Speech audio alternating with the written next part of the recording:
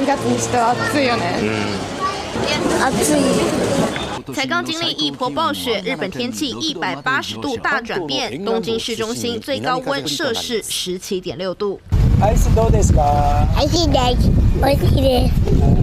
九州熊本八代市更夸张，孩子们都吃起冰棒，因为气温堪比夏天，飙到25.8度，刷新2月高温纪录。暖かい南風が強まっている関東や東海など太平洋側では気温がぐんぐん上がっています。日本海周边低气压迎来从南方流入的暖空气，中国4国9州北部刮起首场春风，跨过太平洋，冰火两重天，东北风暴席卷美国东北部。The state of emergency closes the streets, highways, and bridges of New York City for all traffic. New York City has not faced a storm of this scale in the last decade. 不止纽约，包括纽泽西州、康乃狄克州，至少5000人受影响，陆空交通大乱，上万航班延误或取消。The entire state of New Jersey, all 21 counties, is under a blizzard warning for the first time in 30 years. 所谓东北风暴形成原因，简单来说就是冷暖空气打架，